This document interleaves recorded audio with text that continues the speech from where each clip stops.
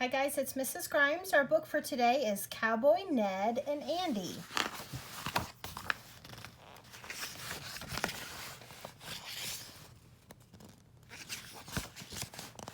Cowboy Ned and his trusty horse Andy were driving their cattle along the edge of the desert.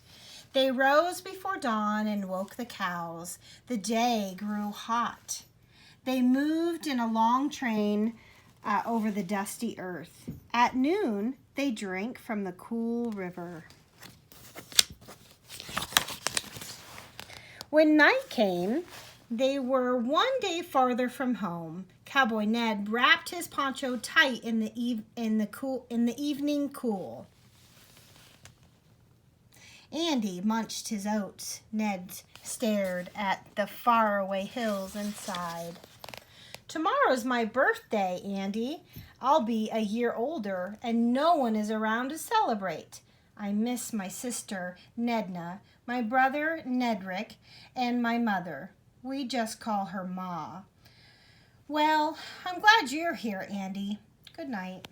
He quenched the campfire, and they lay down in the dark and quiet. And Andy tried to sleep, but couldn't. Something was bothering him. Tomorrow is Ned's birthday, he said to himself, and the best thing to have on your birthday is a birthday cake. Ned needs a birthday cake, and I'm going to find him one. And he decided, I'd better find one now before he wakes up. As quietly as he could canter, Andy slipped away from the campsite, and soon he was alone in the desert. On the breeze, he heard a shrill song. It was a cricket singing on a rock. Good evening, said Andy. And would you have such a thing as a birthday cake about? I need one for my friend Cowboy Ned so he can have a cake on his birthday. No, said the cricket in a whisper voice. All I have in the world is my song. And he went on singing. Andy walked on. It was cold and clear, and the moon was out. Suddenly, two big eyes shone from the darkness. It was an owl who sat on a cactus. I saw you coming a long way off, said the owl. What brings a young horse like you into the desert at night? I'm looking for a birthday cake for my friend Cowboy Ned so he can have a cake on his birthday, said Andy. I can see far and wide, said the owl, from the rising mountains to the rolling prairie, and I have seen no birthday cake in the desert. Farewell, and he closed his eyes. Andy walked on, and he was far from the camp now, and it seemed that dawn was close at hand. Oh, how I wish I had a birthday cake for my friend, Cowboy Ned, so he could have a cake on his birthday, said Andy. Then, just then, a voice came from the dusty rock below. Who's that clattering around in the sky? He hissed. It's me, Andy, the dapple-gray steed, said Andy. He looked down to find a scorpion at his feet, surrounded by stones. What do you want clomping around here, you great four-legged clod? Asked the scorpion not too politely. I'm searching for a birthday cake for my friend Cowboy Ned, so he can have a birthday cake on his birthday, said Andy. I have no birthday cake around here, sniffed the scorpion. I have only my stones and dust, and I'd thank you to go away and let me get back to counting them. I'm very sorry to bother you, sir, said Andy, backing away.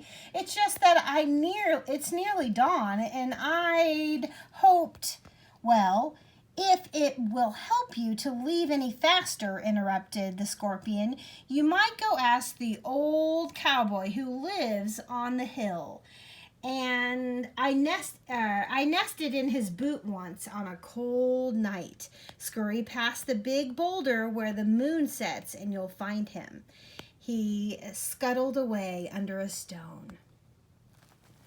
Alone once more, Andy walked on. It was the time of night when all was still. There was no wind, no sound, but his own 4 hooves on the sand.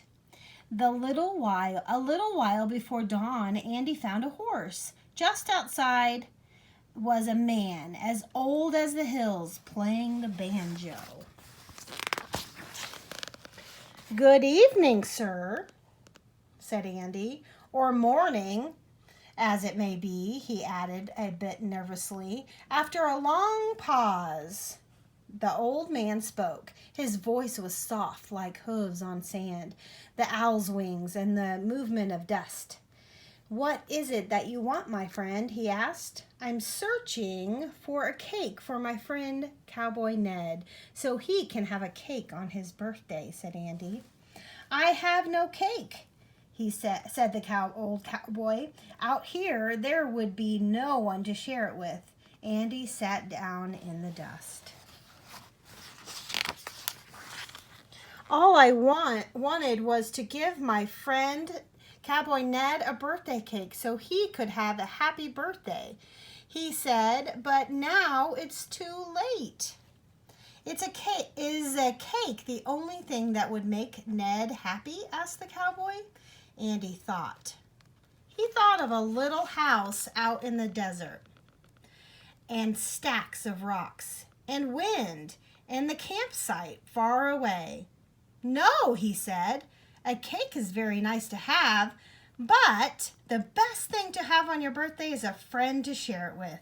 I should have never left. A horse doesn't leave his cowboy halfway down the trail." The cowboy smiled at Andy. "Sounds like the best present you can give Ned," he said, "is to be with him on his birthday. Now go to your friend before dawn."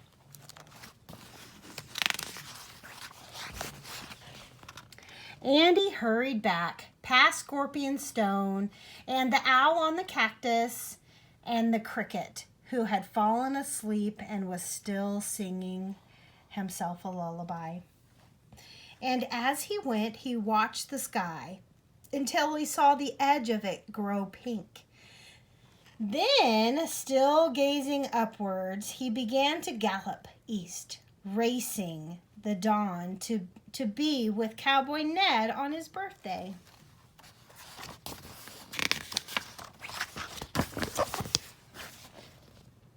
At the campsite, he found Cowboy Ned and all the cows waiting for him. The sun was coming up. It was Ned's birthday.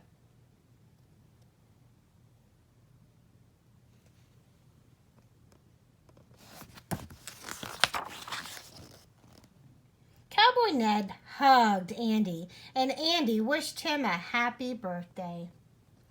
And all the cows sang a birthday song in their low and gentle voices. And somewhere nearby, a banjo joined in. The end. Cowboy Ned and Andy.